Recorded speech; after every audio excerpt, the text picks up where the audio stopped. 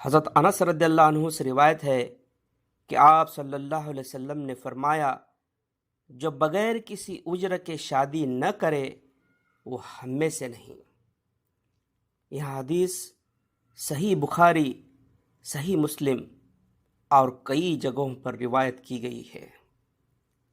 مسلمان شادی اس لیے کرتا ہے کہ یہاں حضور صلی اللہ علیہ وسلم کا حکم ہے، یہاں آپ صلی اللہ علیہ وسلم کی سنت ہے، مگر افسوس کہ ہمارے شادی کا طریقہ سنت کے طریقے سے کوسوں دور ہے۔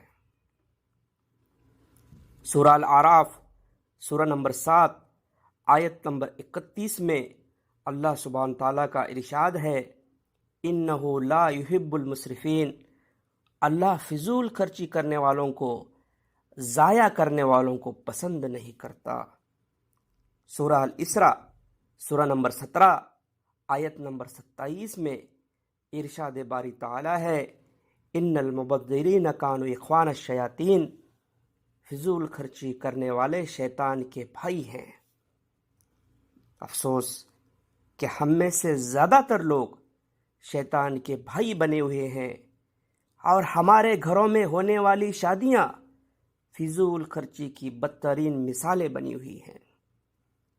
زمانے کو دکھانے کی چاہت میں تو کبھی لوگوں کو خوش کرنے کی فراق میں لاکھوں کروڑوں روپے شادیوں میں خرچ کیے جاتے ہیں، جس سے لوگ خوش ہونا تو دور، الٹے حسد، کینہ، بغض، دشمنی، بری نظر کے خطرات بڑھ جاتے ہیں۔ جب ہم نے شیطان کو بھائی بنایا تو رحمان کی رحمت ایسے شادیوں پر کیسے ہوگی؟ اسی وجہ سے گھروں گھروں میں جھگڑے، فساد اور طلاق تک کی نوبت آتی ہے۔ اولاد بدکار اور بد کردار بن جاتی ہے، اور پھر مستقبل میں پوری قوم پر زنگ لگ جاتا ہے۔ آج پوری دنیا میں قوم کا جو خستہ حال ہے، اس کے لیے ہمارے اخلاقوں کی گراوٹ ذمہ دار ہے، اور اس کی جڑیں ہمیں ہمارے شادیوں میں ہونے والی غلطیوں میں تلاش کرنی چاہیے۔ شادی کے کارڈ کے نام پر لاکھوں روپے خرچ کیے جاتے ہیں کہ ہمارا کارڈ اس کے کارڈ سے بہتر ہونا چاہیے۔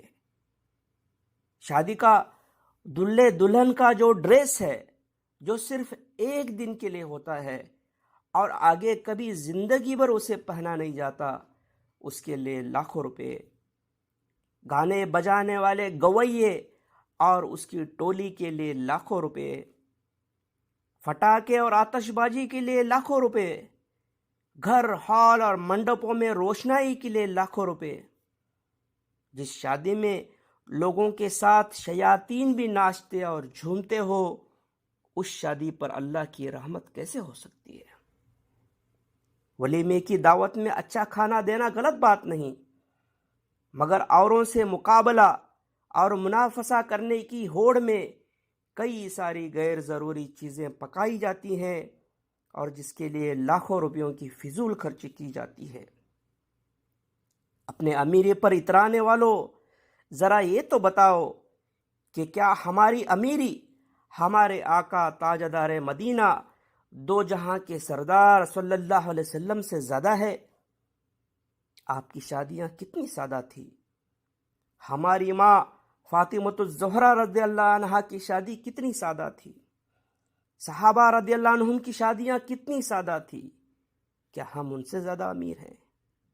صحیح بخاری کی حدیث ہے، راوی انس رضی اللہ عنہ سے روایت ہے کہ آپ صلی اللہ علیہ وسلم کا نکاح جب ام المومنین صفیہ رضی اللہ عنہا سے ہوا تو ولیمے کی دعوت میں نہ گوشت تھا نہ روٹی، بلکہ دسترخوان پر کھجور، دہی اور مکھن تھا۔ باقی شادیوں میں بھی ولیمے کی دعوت میں فضول خرچی نہیں کی گئی۔ اسلام ولیمے کے کھانے پر خرچ کرنے سے نہیں روکتا، مگر فضول خرچی سے ضرور روکتا ہے۔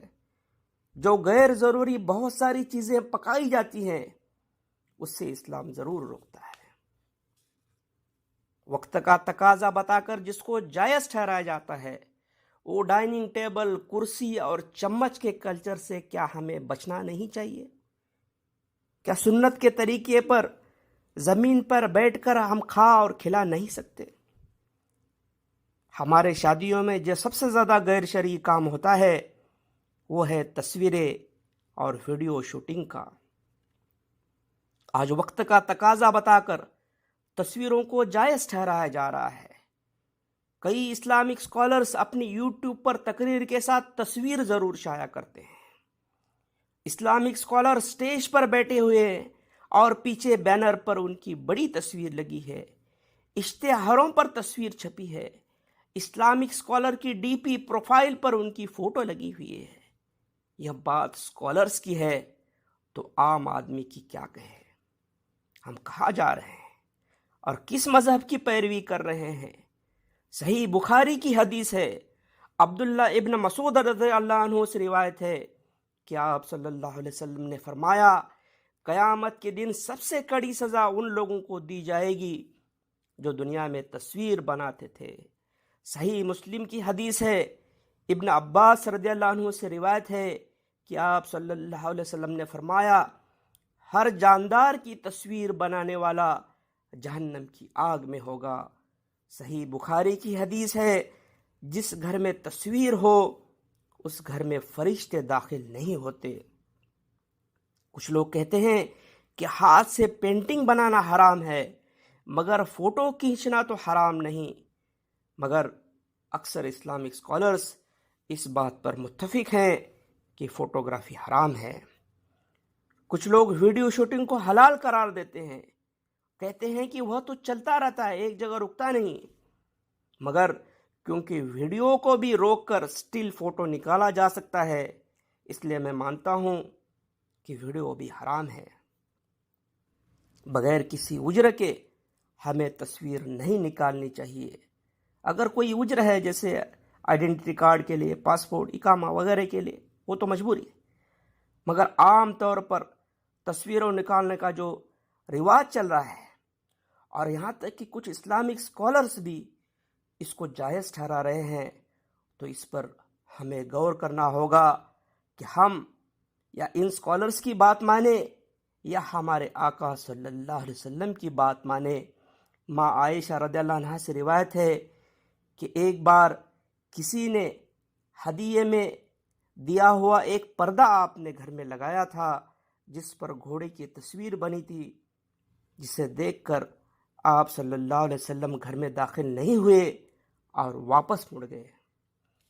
اس پردے کو نکالنے کے بعد ہی آپ گھر میں تشریف لے گئے۔ ابن قدامہ رحم اللہ سے روایت ہے کہ ابن مسعود رضی اللہ عنہ ایک بار ایک شادی کے ولیمے میں شریک ہوئے تو دیکھا کہ وہاں دیوار پر ایک تصویر لٹک رہی تھی، جسے دیکھتے ہی فوراً ابن مسعود رضی اللہ عنہ وہاں پر کچھ بھی کھائے پیے بغیر دعوت چھوڑ کر نکل گئے۔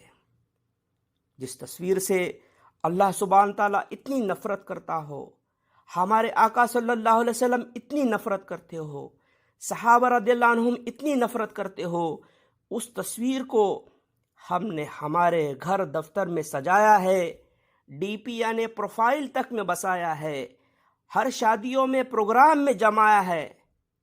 کچھ تو سوچیں۔ کئی شادیوں میں تو دلہا دلہن ایک ساتھ بیٹھ کر، مرد عورت ایک ساتھ مل کر تصویریں نکالتے ہیں۔ ذرا سوچیں کہ کیا ایسی غیر شرعی شادیوں کے نتیجوں میں پیدا ہونے والی ہماری اولادیں نیک صالح بنیں گی، اولیاء رحمان بنیں گی؟